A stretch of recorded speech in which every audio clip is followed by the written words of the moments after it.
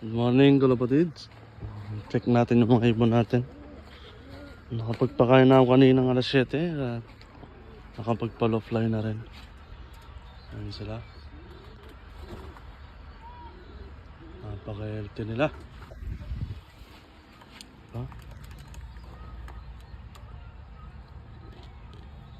Nga pala, binrig ko na pala yung dalawa nating nakasalang. Ito yung isa, yung kak. Wala. Sobrang laki ng ina yun. Tingin ko hindi mangingitlog.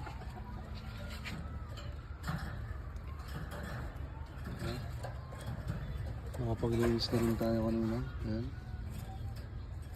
Linis na natin. Nandito. Midnight ko na kanina. Ay kagahapon. Ng hapon.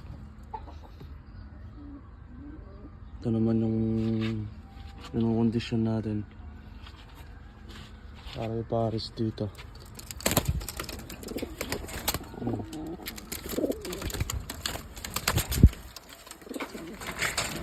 Yung binrik naman natin kak dito.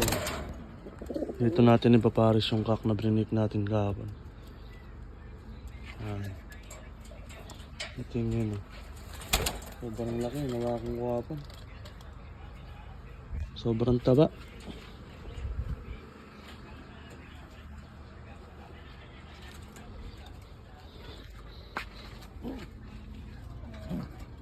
Naman ah.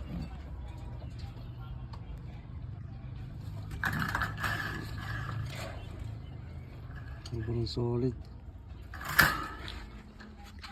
Yung grits natin.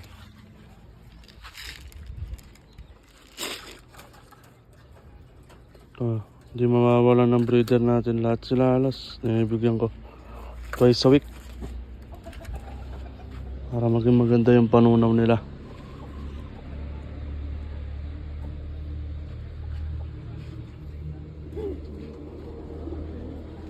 Ano?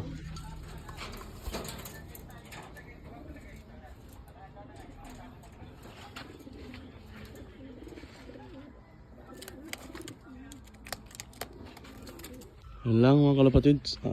Update lang. Ganda ng ipot nila mga kalapatids.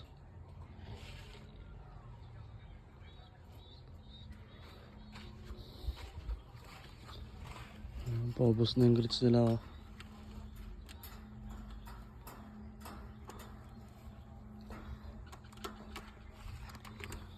Ito, hinihintay din natin magbihis to. Para may salang na rin. Naka super molting siya eh.